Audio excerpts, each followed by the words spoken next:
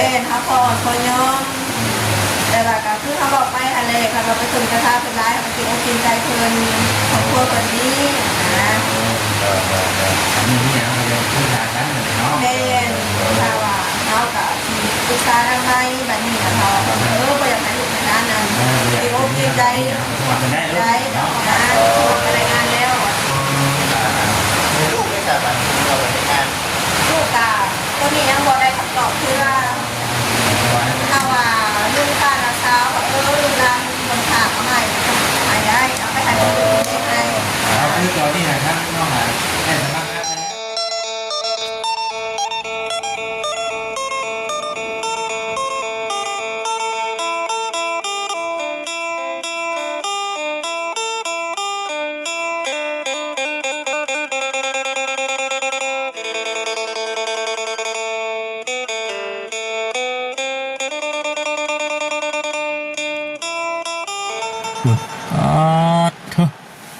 ผลึกว่าพี่น้องไงเนาะมาหอดกับฝนตกอีกแล้วพี่น้องโอ้ยอยู่ที่บ้านที่เฮือนเวียงเพิ่นด้วยพี่น้องเด้อมื้อนี้ก็มาพร้อมผ้าพร้อมฝนว่าซั่นมาตั้งแต่มาก็มันบ่ได้หยุดบ่ได้ย้อนจักดีเลยพี่น้องไอ้น้องฝนก็ได้ก็นำลงมาแบบบ่ขาดสายเลยตอนเมื่อนี่จะขี่เมื่อได้หรือบ่ได้เนาะตอนมานั่นน้ำทางน่ะบนมันมีห่วยหน่อยเด้พี่น้องน้ำลวดยังว่าพอมาได้อยู่รุ่นตอนขากลับอันนี้พี่น้องเนาะจบนั่งเปิดคลิปมันอยู่ในรถก่อนมาชันเบิ่งเสียงฝนได้พี่น้องเนาะเดี๋ยวเปิดคลิปแล้วก่อนจะหน่อยจังสีอันลงไปโอ้ไปล้มน้ำกันว่าสันว่าจังใดมีเรื่องมีเล่าอย่างนี้ว่าสันเมื่อนี้เนาะพี่น้องเนาะเมื่อนี้ก็ถือว่ามีเรื่องมามาล้มกับอันสาวนางคนอยู่หน่อยนึงนะพี่น้องเนาะเอาคนอื่นก็มีแต่ว่าเนาะกราบทักทายสบายดีเด้อพี่น้องเด้อเนาะทักทายสบายดีพ่อแม่พี่น้องอีซี่กันบัดสุขุสุขคนเด้อพี่น้อง พบพ่อพบเจอกันอีกคือเก่ากับเบาคำมื่อนี้ก็ได้แวะเวียนเข้ามาเฮือนเวียงเราพอดีว่าช่วง2 มื้อ 3 มื้อขึ้นหลังนั่นแหละพี่น้องเลยเนาะทีมงานท่ากสิเข้ามาถามไทยหรือว่าเข้ามาถ่ายคลิปนั่นสาวนางไม่ห้างลูกซองนั่นแหละนอนอยู่แค่ประสาเพิ่นก็คือสิมาถามให้เราเว้าอธิบายมาแน่ใดนะคือจุดประสงค์หลักๆเลยคือมีทางญาติพี่น้องเพิ่นเนาะพี่น้องเนาะเพิ่นโทรมาหาทีมงานแล้วก็รวมทั้งบ่าวคำพร้อมนี่แหละพี่น้องเพิ่นโทรมาถามไทยเป็นจังได๋ว่าซั่นนะคือว่าไปนอนจังซั่นไปนอนอยู่น้ำผีไปสอกประสาว่าซั่นแต่ว่าเฮาเข้ามาถ่ายคลิปแต่ละเทื่อก็บ่ได้ค่อยถามไทยหรือว่าถามเรื่องญาติพี่น้องเราปานใดนะเพราะว่าหลังๆนั่นก็เคยได้ยินเล่าว่ามาอยู่ว่าพี่น้องก็มีอยู่บ่หรือว่าจังใดได้เนาะอันนี้ก็จังใดก็เข้าไปย้อนพังคลิปเก่าเด้อพี่น้องเด้อเนาะทำความกับจำบ่ได้ปานใดว่าซั่นอันนี้ก็คือมีทางญาติพี่น้องเพิ่นโทรมาเนาะเว้าว่าจังใดทางสาวนางเพิ่นคือว่าไปอยู่จังซั่นนะนั่นแหละพี่น้องเนาะสิเป็นจังใดก็มีแต่ว่าเฮากับบ่พาว่าหยังหลายไปก่อนเนาะมีแต่ว่าประเด็นหลักๆเลยก็คืออันมาให้ทางสาวนางเพิ่นชี้แจงเรื่องญาติพี่น้องเรานั่นแหละพี่น้องเนาะมีแต่ว่าเขาไปพังไปเบิ่งน้ำกันพี่น้องว่าเราสิเว้ามาแบบใดเนาะทางบ่ค้ำก็บ่สามารถสิเว้าไปก่อนลงหน้าพี่น้องเนาะไปใช่อันไหนก็มิแต่ว่าขับไปที่ตามเบิ้งน้ำกันเนาะพี่น้องเนาะโอเคว่าเอาไว้อยู่หันกะมันฝนตกมันลิ้นเนาะเช้าอยู่ทางในเวียงก่อนเดี๋ยวสบายดีเด้อน้องสบายดีเนาะสบายดีมื้อนี้ก็แปลกๆได้มื้อนี้เนาะจากส้มปอไผ่ มาอยู่ในเฮือน พอดีว่ายังง่ายเข้ามาได้ตกดิน ฝนตกชี้บ่ไหวแล้ว โต๊ะที่โอ้โต๊ะบ่ได้โต๊ะมือเป็นเนาะโต๊ะยืนยอดดีเลย นั่งดีๆได้ทำเด้อ จังโต๊ะดีรอนะโต๊ะยืนยอดดีรอนะ thì nếu người viên thì khi tí nó cũng phải dùng năm cả phun tốt hay nó dùng năm vào đây đấy nó nhưng gì nó nung chia còm nó cũng phải dùng năm đây nó chia được pha luôn không phải แล้วเก่งใจวะเนาะ พอบ่เกรงใจแล้วก็เลยเนาะ มาว่า ใจเจ้าของเงินคะแนน กล้าตัดสินใจไปหน่อยนอกจากที่กันบอกกล้าเรียนกับว่าได้ว่ายังไงเรียนกันได้เนาะมาพร้อมกันว่าผู้ทุกคนมาหนึ่งเดียว พร้อมหน้าเยียงตากันแล้ว บาวจิตบาวตาบาวซาดีมาขาดแล้วเคยเนาะ แม่ cho anh chưa phải đây còn gì hả บอลจิตบอลตาแน่ บอกค chít vào ta vào việt vào sani vào dùng thấy เข้า nó dòng sang phun năng ta sủi phun luôn là bố nó chạy đi à ำน้อยใจบ่ nó chạy โบราณคือข่อยใครแล้วน้อยใจกันเนาะ ไม่ได้ให้กินข้าวกินน้ำน้ำบ่มันนี่ กินแล้วกินได้ทั้งสอง ได้กินเอ้ยมานี่ กิน เขียนไหม เกือบได้ ตัวไข่เพื่อนแล้วก็แกงหน่อไม้หอยต้มหอยน้ rồi rồi มาเขียนไหมเขียนบางคักยุเขาไม่ได้มือทุกคนเลยป่ะเนาะ เฮ้ยอุ่นครับเพิ่นยังนี่ อุ่นบ่ เออ đi đi พอดีฉัน แม่นได้เพิ่นน่ะแค่คุมมันที่เนาะ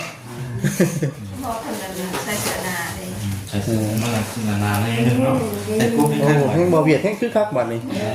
phải chỉ sư xoayซื้อซอยป่ะ นี่ก็ เขามาในเรื่องอุ่นรู้นะอุ่นน้ำดาวที่ข้างได้เนาะหักเลยพี่น้องเลยเดือนในเวียนนี่ก็ข้างกินที่ข้างกินนี้ป่ะนี่ที่นั่นต่อ ำน้ำข้าวเลย มีแผนการเช็ดท่านค่าบ่ แม่ได้น้ำข้าวเลยเนาะคือชีวิตนะ บ่น้อยได้กับชีวิต ชีวิตมันน้อยได้ บอหน่อยแต่ก็มันเผ็ดคือ เอาโลโก้มาติดใช้ เอาไม้แห่น้องนั่งอ่ะให้เพื่อนพิษอะไรไปเนาะเนาะ โดยบอกเป็นยัง ไอ้เลี้ยงมาพวกนี้นู้นยางออกจากกล้อง บ่ต้องว่าต้องนิยมว่าไอ้เวียง แน่ เอาฝากแน่จ้ะต้องจังซี่เด้ เมื่อกี้นี่ให้พิษ ให้ไว้ หายแล้วจะได้ไหมเนาะ เออ ให้ว่าเราเอากี่ประโยชน์กันทีเนาะ ใครดอกเนาะ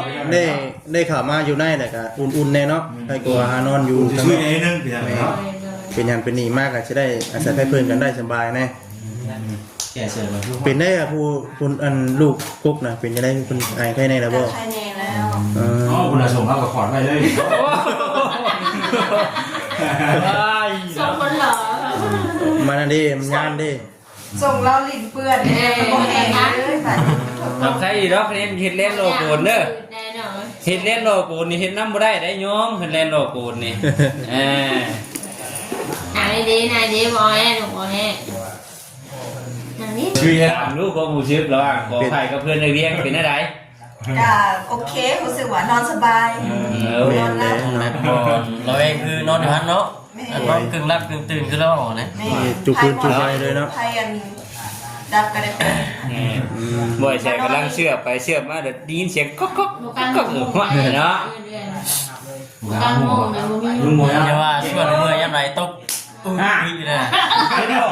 ไอ้บอกมียุ่งนี่รักฐานนี่โอ้ยเรียงกี่ตัว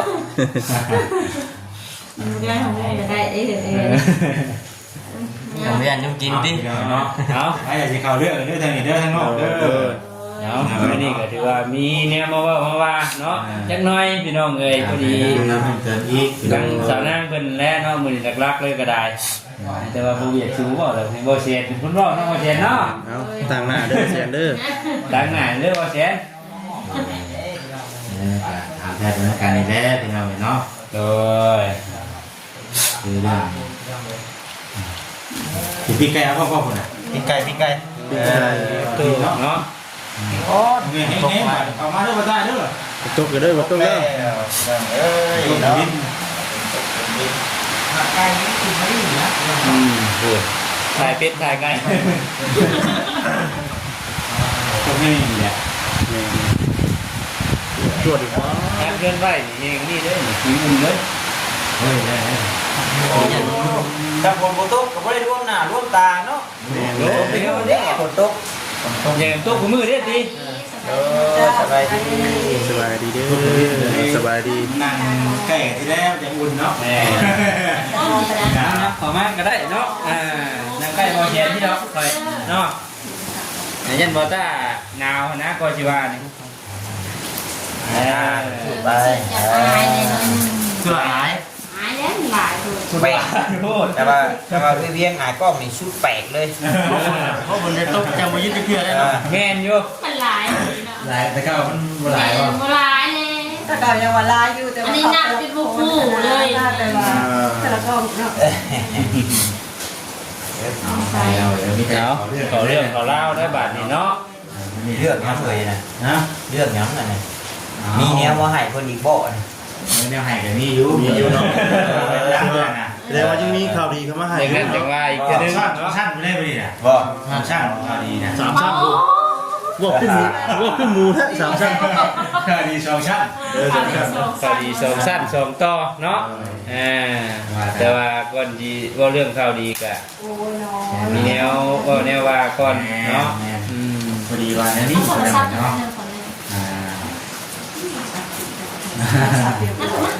แม่บอกเรียกตักใจลงมาชัก อยู่หัน แค่ไหนเนาะ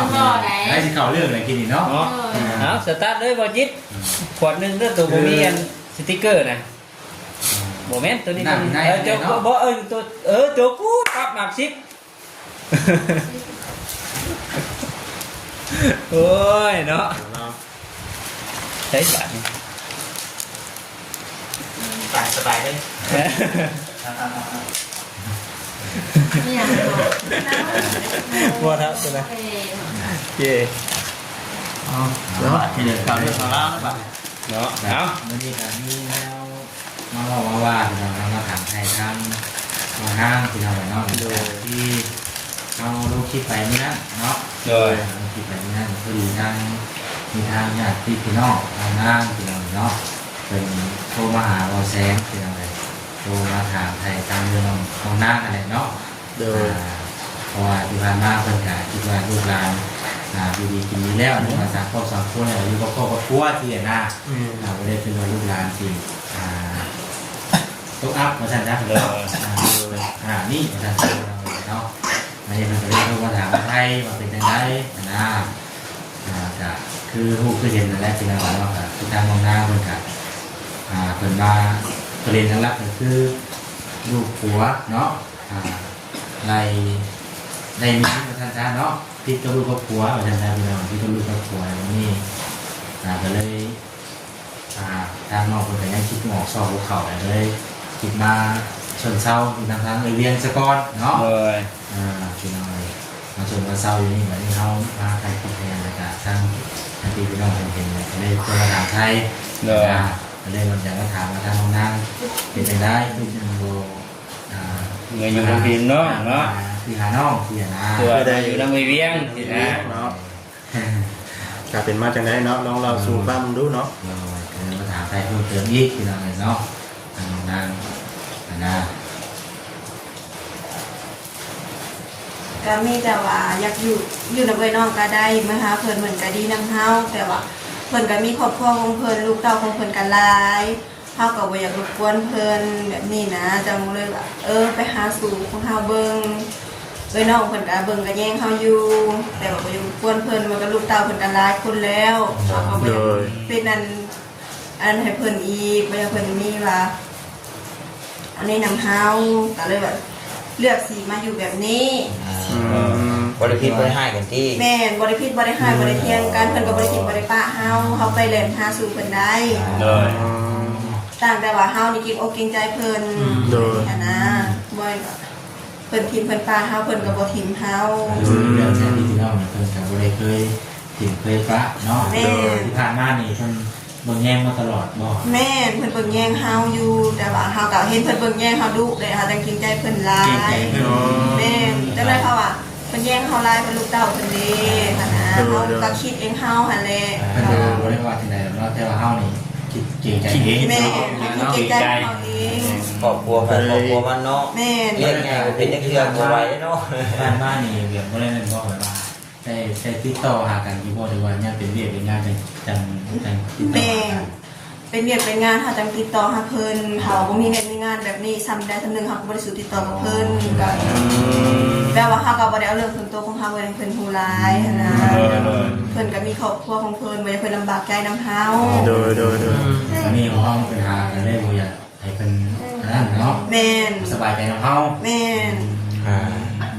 แล้วก็ที่ผ่านมาก็คือว่าเฮาก็เป็นเบิ่งเป็นแย่งดูแลมาตลอดบ่ได้ว่ามีหยังเนาะบ่ได้เทียนให้กับพี่กับน้องคือถูกต้องของเรากันมาตลอดกับพี่กับน้องคือเพิ่นบ่ได้กันอยู่เพิ่นมาท่านครับเบิ่งแย่งมาตลอดเนาะ แม่บ่ได้ประมาทเพิ่นแต่ว่ายังความเกรงใจของเฮาอัน เล นี้ ยว่าฮู้จักกับเวียนก็เลยมาขอสงสารเพิ่นก่อนทราบแต่ว่าไม่มีทางออก แม่ถ้ามีทางออกทางไปของเฮาแบบนี้นะเฮาก็ เพราะว่าจุงคอยก็ไม่ได้ถามเรื่องพี่เรื่องน้องอย่างไรมันนะเลยเห็นเพิ่นโทรมาเอาไปถามเบื้องก้อนให้มันหายของใจแม่นสาวหาตัวตัวไปจักว่าซั่น เป็นจังได๋ที่เรื่องที่เรื่องนอก ไม่ได้ทำอย่างไรมากมายพูดอะไรนั่นเนาะ โอ้แสดงว่าเจ้าก็มีพี่มีน้องหลายอยู่เนาะ นี่แต่ว่าความเกรงอกเกรงใจของเฮานี่แหละแต่ว่าบ่กล้าไปประเสริฐหน้ากับเพิ่น แม่ที่ผ่านมาเพิ่นก็ช่วยๆเฮาเนาะ แม่เพิ่นซอยเฮาหลายสิ่งหลายอย่าง พี่ อ น้อง ยู่ นี่ยังมีหลายคนอยู่ไหน ก็หลายอยู่แบบว่านะเฮาก็ไป ต่างคนต่างอยู่คนละจุดเลย แม่ว่าเฮาย้ายไปบ้านนั้นนี่หั้นนะ อยู่เพื่อนมาช่างจ้าพี่น้องเนาะ เราออกมาพี่น้องทั้งพ่อพี่น้องทั้งแม่ทั้งป้าทั้งลุงหมูยึดเลย แสดงว่าญาติพี่น้องนี่ก็มีเนาะแต่ว่าเพิ่นก็ครอบเพิ่นครัวเพิ่น เอาสิอาศัยเพิ่นแบบตลอดไปมันก็บ่ได้เนาะเพราะว่ายามเฮาตกทุกข์ได้ยากมาเพิ่นก็เคยเบิ่งเคยแย่งเพิ่นก็เคยช่วยเฮาอยู่ แม่ พอเฮามีไม้มีมือแน่พอเฮากับมีครอบมีครัวเฮาแน่เฮาก็หาด้วยตัวเฮาเองเนาะน้องเอาเข้าใจนํกันเด้อซั่นเนาะแต่ว่าจังได๋ก็คือเห็นแม่ตู้บ่คือแม่ใหญ่เพิ่นว่าโอ้ยหลานนอนอยู่ชั้นรีบ่ซั่นมันคืนกับฝนตกฝนร้อนที่ก็เข้ามานอนพี่เหรอเอ้ยเนาะเพิ่นอุกใจเด้เห็นหลานนอนอยู่ซั่นนั่น เราบอกว่าบอกคืออย่าบอกเพิ่นว่าบ่ให้อุปจัยปานใดหั้น เรา นะ ไปนอนอยู่ตากแดดตากหมอกฉันดอกเนาะคือบ่ต้าเว้าแหละคำว่านอนในผิวชาติมันก็หัวข้อคลิปเนาะแต่ว่าเรื่องคำมาแล้วเจ้าสิมานอนพี่ก็ไปสิให้เจ้าว่าเอ้ยเวียนก็บ่ได้อหยังเจ้าดี ว่าคือเอาที่ชาติเราดินของเวียนนี่มันติดกับ ประชา เลย เนาะ เนาะ ก็ดีเรียนประชานี่ ดินตัวนี้มันติดกับนอนประสาทเลยเป็นอาสิบอกเลยว่าดินโตจากอีเวียงไปนี่มันติดตัวนี้เลยนั่นคือว่าทางน้องนางเป็นไปอยู่หันเนาะไปอยู่หันก็คือว่าทุกคนร่วมกับเขามาก็ได้แม่ยังกันนะทั้งเรื่องเพิ่นกับ่ได้ว่าจังใดที่ทางว่าเนาะ อันนี้อยาก น้ ให้ องนางเพิ่นมีความเกรงใจเพิ่นก็เลยว่าบ่อยากรบกวน ก็คือว่าเวียงนี่ก็เฮาฝนตกพาลมแห้งก็ขับมาคืนเฮาก็ฮุบลูกฮุบเตามานอนนํเพิ่นเฮาก็มีประมาทอย่าทานเพิ่นถ้าว่าบรรยากาศแดดเนาะมันแบบว่าบ่มีพาไปลงเฮาก็พาลูกพาเต้านอนอยู่หั่นเฮาก็ไปกวนเพิ่นหลายเกรงใจเพิ่นก็บ่แม่นว่าฝนตกแห้งสำใดเฮาก็สิหมุนอยู่หั่นก็บ่แม่นเฮาก็ถูกมาขออาศัยเพิ่นอยู่เพิ่นก็ พอคอยสิเว้าก็ย่านเพิ่นเบิ่งแล้วโอ้ยลูกหลานก็ตกทุกข์ได้ยากปานนั้นบ่สินะบ่อยากเพิ่นอุกใจนำหลานน้อยๆนึงเพราะว่านี่แหละเอาเนาะกับพี่น้องเพิ่นก็เบิ่งอยู่ได้ก่อนมื้อนี้เพิ่นเบิ่งเจ้าอยู่ตะกี้ผมค่อยก็บ่จักคือกันว่าโอ้ยนางเรามีพี่มีน้องบ่ซั่นสินะ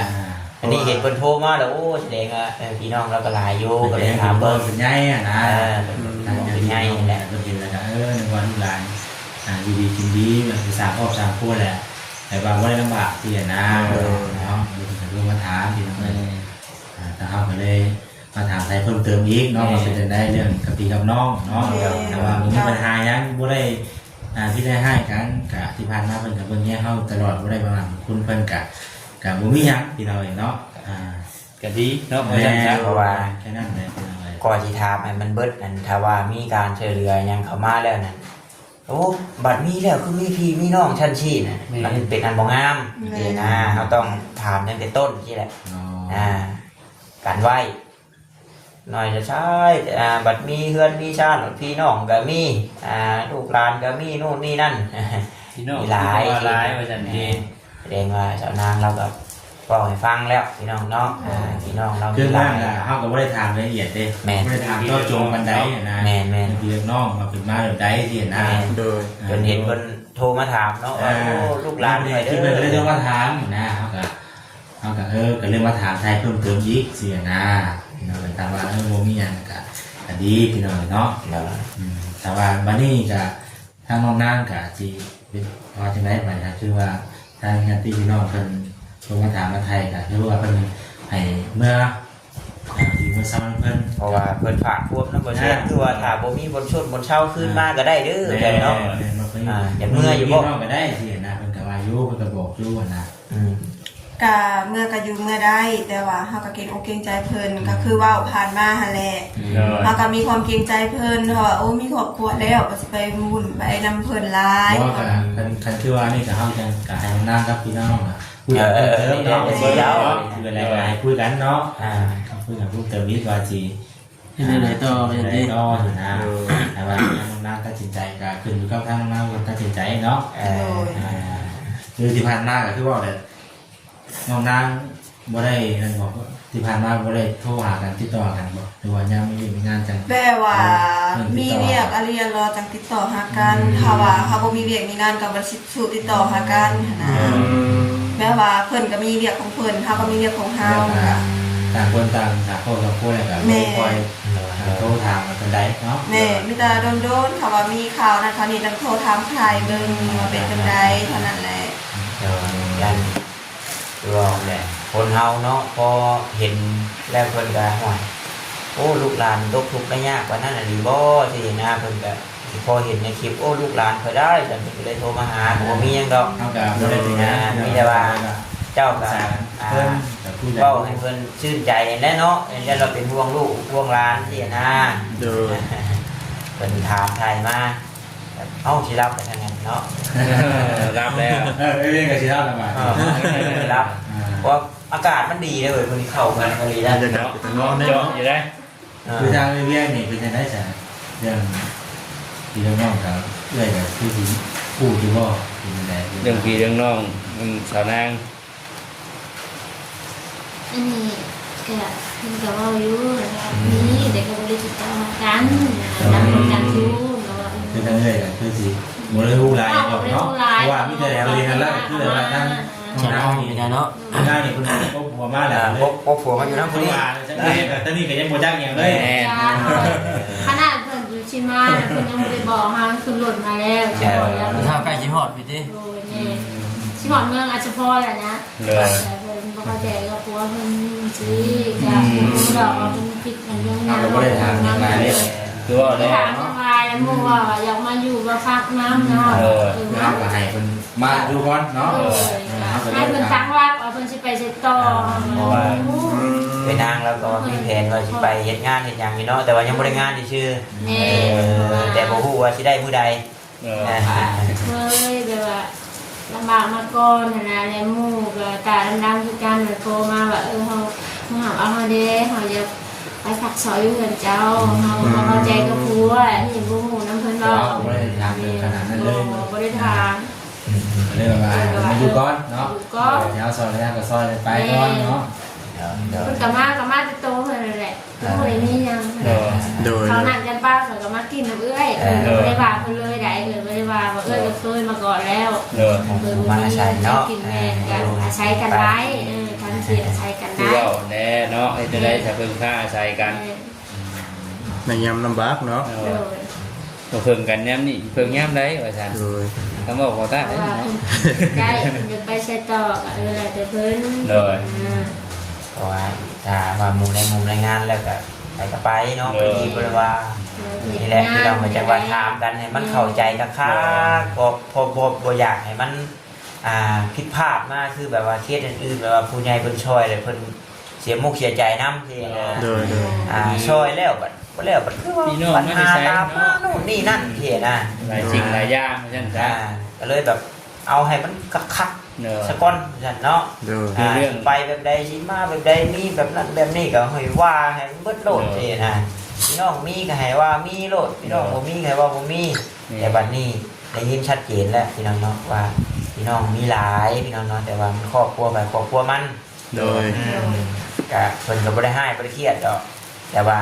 คนเฮาแม่นบ่ก็อันนี้เฮาก็ไปหาในทางแบบของเฮาเนาะ แล้วก็มีครอบมีครัวเนาะ ยังก็โอ้ยเอ้ยยังเอ้ยอ้ายเอ้ยเนาะป้าเอ้ยลูกเอ้ยมันก็บ่ได้เนาะ ครับเนาะอย่างที่คุณบ่ได้บอกเนาะแล้วเฮาก็เฮาได้คิดเองเฮาเนาะ แล้ใหญ่ เขาก็มีครอบมีครัวเลยเนาะตัวเจ้า ปลูกมาแล้ว มา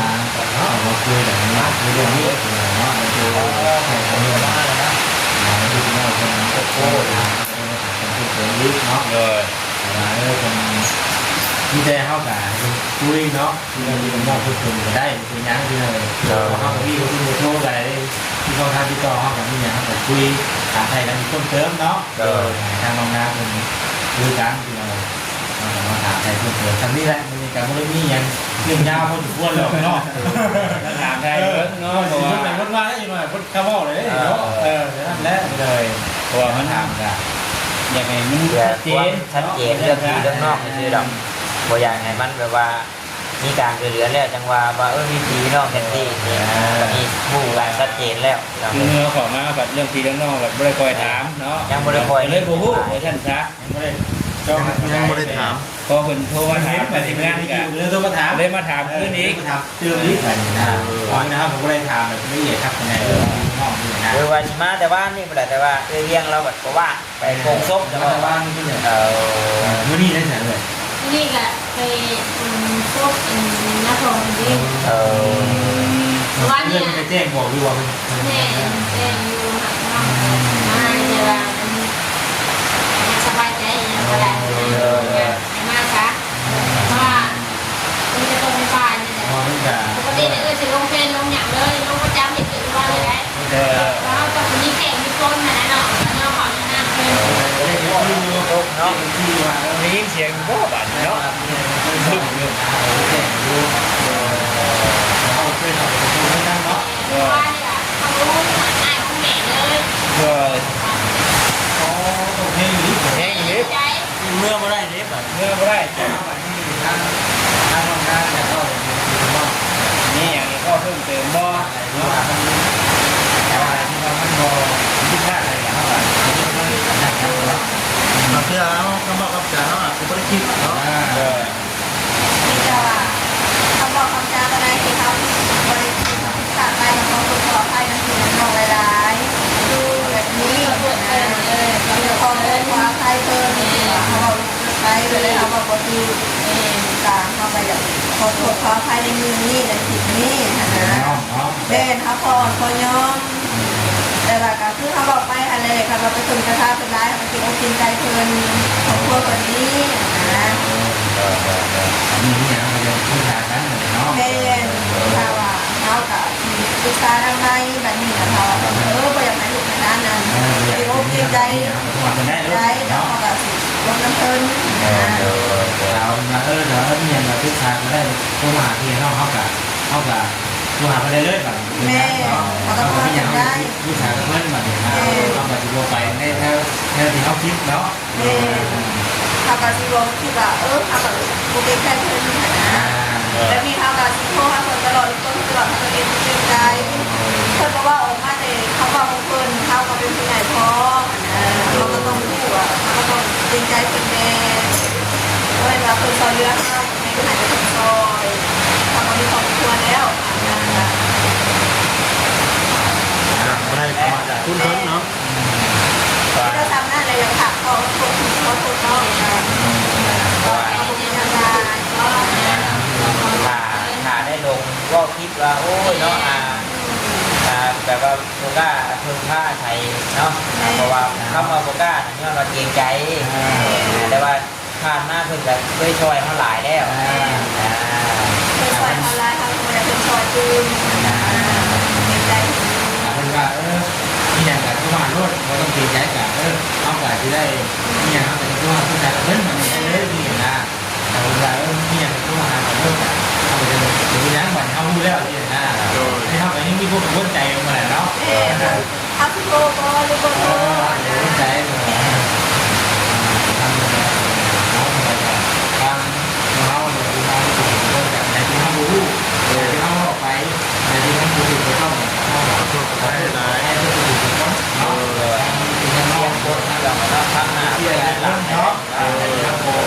ผู้เข้าดำเนินการเนี่ยการขอให้นั่นเป็นไรทุกคนเนาะนี่แหละเนาะเวลาตอนนี้ทั้งน้องน้ำอยู่ที่ไหนต้อง จะนอกจากว่านอกจากจะที่หาที่ว่านอกจากในสมัครงานแล้วได้ยื่นไปว่าเดี๋ยวว่าถ้ามีเป็นสมัครไปแล้วมีแล้วก็เขาหาคนทำงานอะไรงานแล้ว ลูกได้จากบ้านเราในงาน ลูกกาตัวนี้ยังบ่ได้คำตอบคือว่าถ้าว่าลูกป้านาสาวว่าลูกหลานมีคนถามมาให้หายได้เอาไปให้ลูกได้ให้ เราคือตอนที่หาทั้งน้องหาได้สมัครงานไปแล้ว แม่ได้แล้ว ลูกหางานไปแล้ว แม่ เราเรื่องลูกเรื่องเจ้าใครจะเอาไปไม่ได้ว่าให้ลูกเกิดกับคุณน้องก่อน แม่แต่ว่านอกนั้นได้แล้วเนี่ยแต่ว่า เรียนไปแล้ว แม่ได้แล้ว คือเป็นเรื่องนี้เดี๋ยวไปดูเพราะว่าเป็นลูกผู้ชายก็คือน้องก่อน แม่ลูกชายก็คือกำลังมาคนเดียวไม่เอาก่อน ได้เรียกได้งานแล้วก็ว่าสิไปก็บอกให้ได้เลยเนาะ เก่งดีเก่งน้องร่วมงานเนาะ เรื่องบัญชีคนได้เด้ ได้ไปแล้วว่าเขาบอกแล้ว เช้างานไปแล้วอ้าวเดินไปใช้ คือว่าคือว่าน้องหน้าน้องคือแบบคือมาขอครับตูเท้าไม่ได้ว่าจะอยู่เลยเนี่ย แม่ตั้งแต่ แค่ทราบว่าคือออกได้หา แม่ ได้ ได้เริ่มต้นแล้ว ก็คือเคยว่าในคลิปแต่เริ่มต้นอะไรว่าเอานางแล้วนี่เรามาขออยู่ตัวข้าวนี่คือเดินทางหางานได้ นักกินของ สร้างคือไกด์แบบว่า นั่นคือตอนนั้นนะไม่ได้ตอนนั้นไม่ได้เขาพิกับคือตัวนี่คือน้องที่แบบหันเริ่มหาออกมาได้เนาะ แต่ว่าช่วงนี้กับช่วงอ้ายช่วงที่น้องที่ว่าเบิ่งทางไลน์เขามาเป็นกำลังใจให้ อันนี้เขามาให้กำลังใจเขาให้กำลังใจน้องเป็นที่กำลังใจอะไรเขาได้เนาะ เขาก็ จะ จะ ออก ได้ ได้นะครับ เอาแล้วนั่นแหละเสียงข้าเสียงคนมันนี่คือบอยแล้วจะว่ากันไม่เนาะ ทางแห้งดีอย่างว่า สี่คนว่าโง่ยังกันแบบ ที่ตาคนได้คิดต่อไปว่าเนี่ยที่ไหนว่าให้ท่านไม่หนักเลย นี่ดูเนาะ นี่คือดีเนาะเดี๋ยว แล้ว เนาะ คุยไม่ได้ใจคุยกันรถโอ้ยคุยไม่ได้ สบายดี สบายดี ไปวันนี้พี่น้องเนาะถือว่าโอเคแล้วล่ะพี่น้องเนาะให้ทางสนางเพิ่นได้อธิบายให้กับทางพี่ทั้งน้องเพิ่นฟังน้ำกันนะทางจะพิจารณาฟังเนาะโอเคเดี๋ยวคลิปนี้ก็คือจบคลิปก่อนสบายดีพี่น้องสบายดี